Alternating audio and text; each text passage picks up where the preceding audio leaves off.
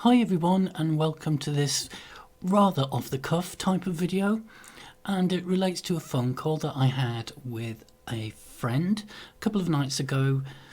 He's part of a meditation group, and he was saying that when he was studying tarot, and when I say tarot I mean decks such as the Rider-Waite deck or the B.O.T.A version of the Rider-Waite here, or decks like the Thoth deck, the traditional esoteric decks. He was saying when he was studying those, he was told to question absolutely everything within the card. And one thing that he mentioned just right off the bat was, why is this staff of the Fool at this particular angle? Why isn't it straight up? Why isn't it horizontal? And you could carry that further by saying, why isn't it over his left shoulder and not his right? So I actually went ahead after the phone call and measured this angle to the horizontal, and it turned out to be 33 degrees. And that's a very significant number because it relates to the highest degree of masonry, the 33rd degree, and we have the eagle type figure on the top there, which I'll speak about in a couple of minutes. And we also have the Order of the Knights Templar. So I was just fascinated to actually have it pointed out to me that this might be at a specific angle for a specific reason. So from there, I'd just like to show you the difference between the B.O.T.A deck and the Rider-Waite deck, the Rider-Waite being on the right here, because I've been saying in the past video that the B.O.T.A deck has more symbolism contained within it compared to the Rider-Waite. So if we look at his bag here, well actually the Fool is an androgyne, so he, she, say it's a he, she, okay, an androgyne. Well, the figure anyway, there's as you can see on the bag, there is the outline of an eagle here, whereas with the Rider-Waite deck you've just got this squiggle, and you've got a third eye here, and which is missing from the Rider-Waite. So then you've got to ask, well, why is it an eagle? Why is it not?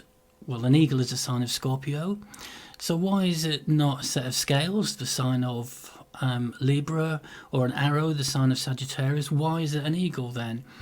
So I'll go to the trusty Thoth deck for this, because here we have the card of death, which is ruled by Scorpio, which is all about death and regeneration, and we've got the Scorpio at the bottom of this card, but at the top we've got the most exalted aspect or form of Scorpio, which is the eagle, which also appears here on the Freemasonry card.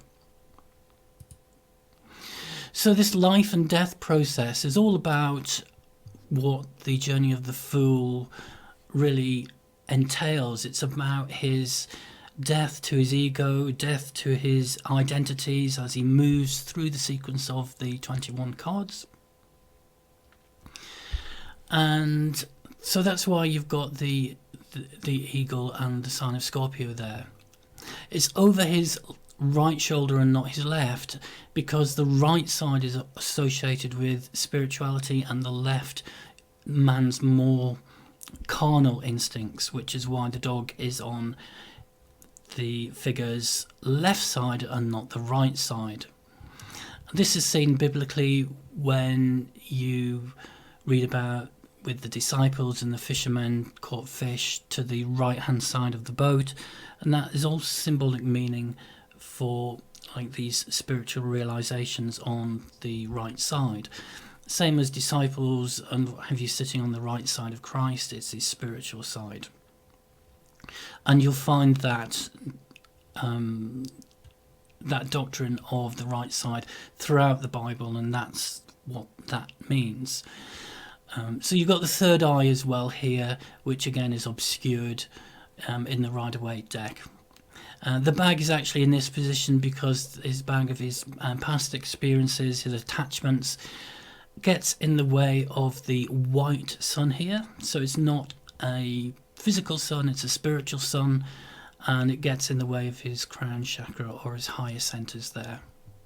Another thing is on the Fool's collar here, we've got the Hebrew, which relates back to Jehovah and the Tetragrammaton, and you've just got a squiggle here. On his, or her, I keep saying his, on the Fool's jacket, we have 12 circles which resemble or stand for the 12 signs of the zodiac.